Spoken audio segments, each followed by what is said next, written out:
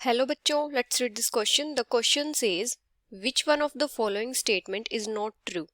And the options are pH of drinking water should be between 5.5 to 9.5. Concentration of DO below 6 ppm is good for the growth of fish. Clean water would have a BOD value of less than 5 ppm. Oxides of sulfur, nitrogen and carbon are the most widespread air pollutant. अभी अगर हम की concept की बात करें तो यहाँ पे हमारा की कॉन्सेप्ट क्या होगा? अगर हम बात करें डिसोल्व्ड ऑक्सीजन की,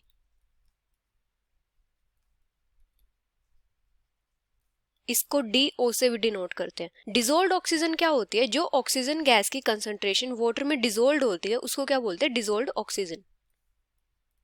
the concentration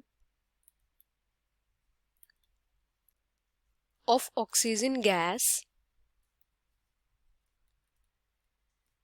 incorporated in water.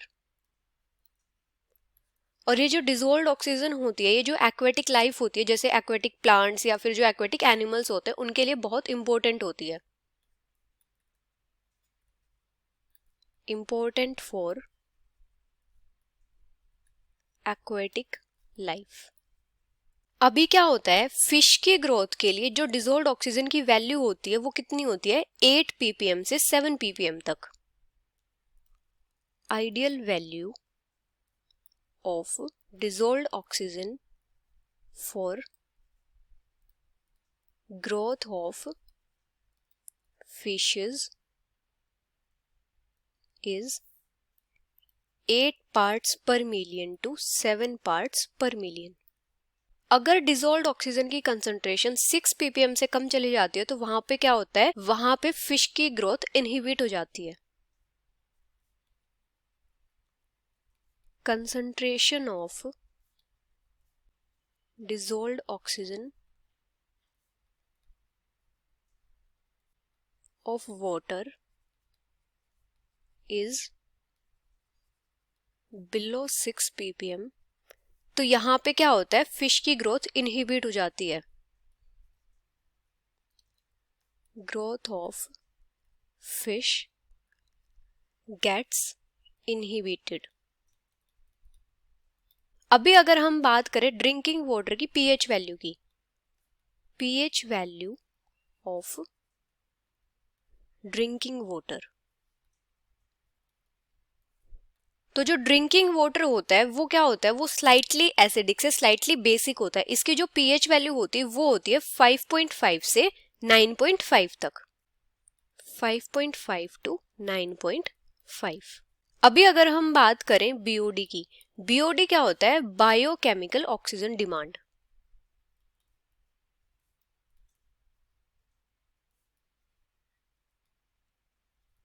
Biochemical oxygen demand क्या होती है? वाटर में जो ऑर्गेनिक मैटर होता है उसको डिकम्पोज करने के लिए माइक्रो ऑर्गेनिजम्स को जितने ऑक्सीजन के अमाउंट की रिक्वायरमेंट होती है उसको क्या बोलते हैं? Biochemical oxygen demand. Amount of oxygen required by bacteria to break down the organic matter। तो यहाँ पे क्या होता है? वाटर जितना ज्यादा पोल्यूटेड होता है उसकी बीओडी वैल्यू उतनी ही ज्यादा होती है। अभी अगर हम बात करें क्लीन वाटर की, तो क्लीन वाटर की जो बीओडी वैल्यू होती है वो कितनी होती है? Less than 5 ppm।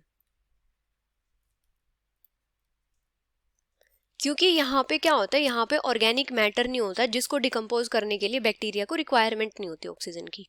अभी अगर हम बात करें एयर पोल्यूटेंट्स की,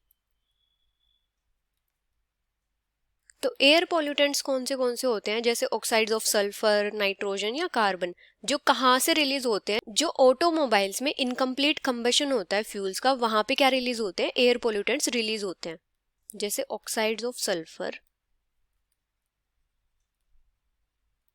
nitrogen and carbon bye emission of automobiles.